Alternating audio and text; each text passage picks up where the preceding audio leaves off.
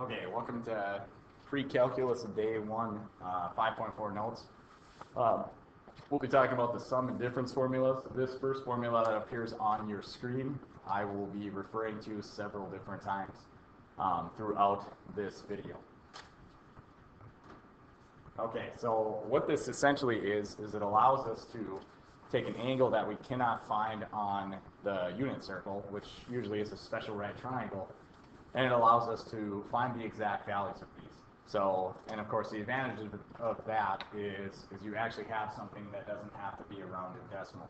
So if we take a look at sine pi over 12, first off, when I approach these,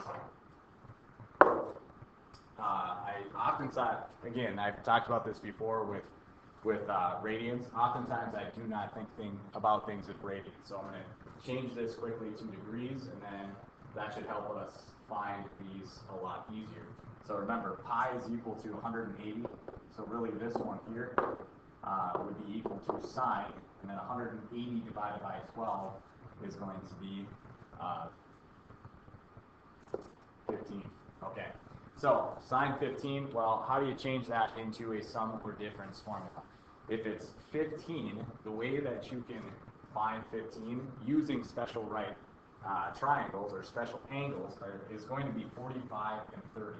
So I'm going to write this sine 45 minus 30. So if you take a look at your sum and difference formula, that one there is going to be this second one down. So where u is the first one, which is 45, and v is the second one. So all you really have to do from there is fill in the difference formula.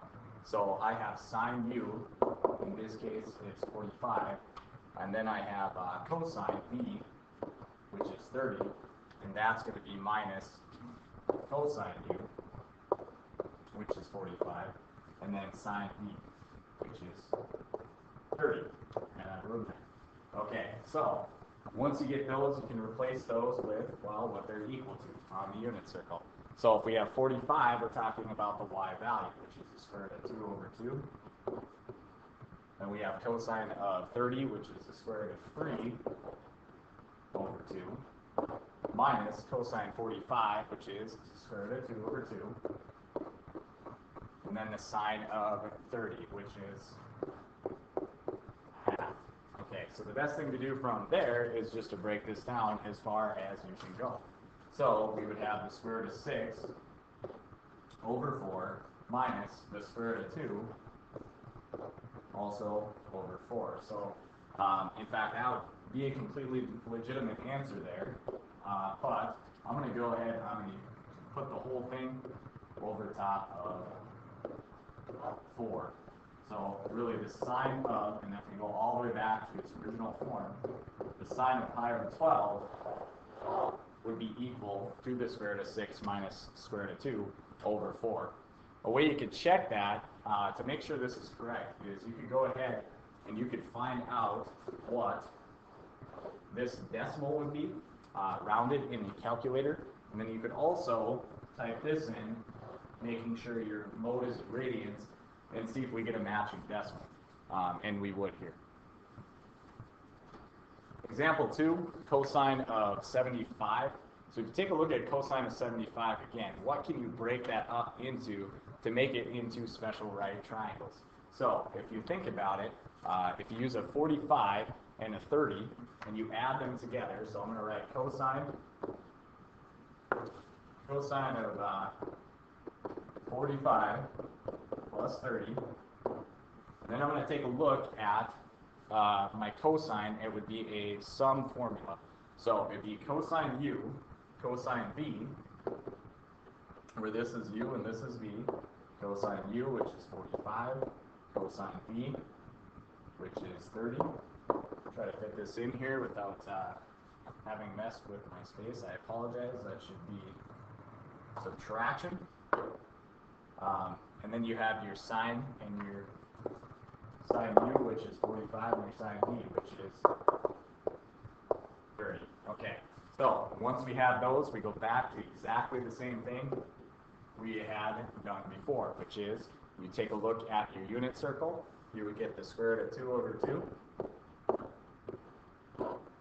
cosine 30 is the square root of 3 over 2 minus the cosine of 45, or excuse me, the sine of 45, which is the square root of 2 over 2.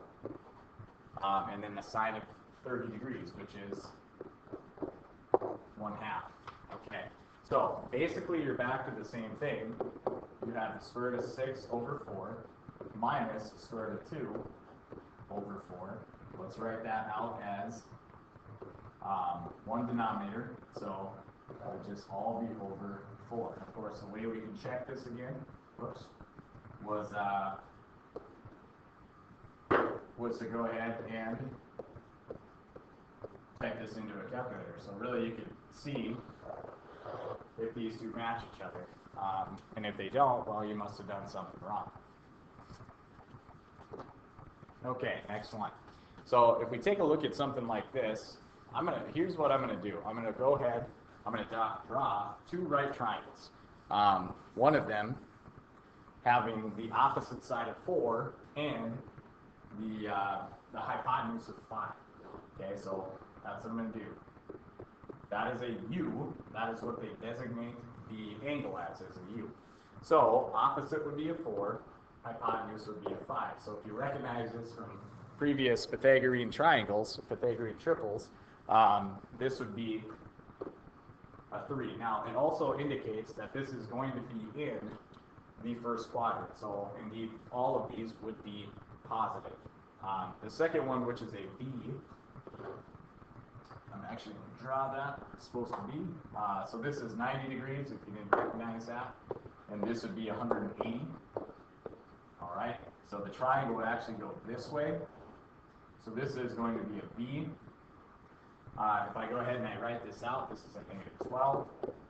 This is a 13 because it's adjacent hypotenuse. And then a 12, 13, and then this would be a 5. So that is also a Pythagorean triple. If you didn't know that, you can always go ahead and use the Pythagorean identity. So once we have these, well, the easy way to do this is to go to your sine sum formula and take a look at what it says. So we have sine and cosine, sine U, cosine B, plus cosine U, and our sine B. Okay, so from there, to find out what this would be, we have to go ahead and replace sine U with what it's equal to. Well, sine U is opposite hypotenuse, which is a 4/5. Cosine B, which then would lead us to the other triangle on the right side here. Cosine B is going to be -12 over 13 plus cosine U, which is 3 over 5, and then sine B, which is going to be 5 over 13. Okay, so after that, of course, it turns into 8th grade math, which really all you're doing is you're finding a common denominator and you're trying to put these together. So 4 times -12 is -48 over 65, plus, if you take 3 times 5, you get 15. 5 times 13 is 65. Put these together, you should have an exact answer for sine U plus B. So the sum formula. So -48, it looks like we get -33 over 65. There you go. Okay, so example 4, I think we will stop at that on the first day. And then I will put up the day 2 notes sometime next week.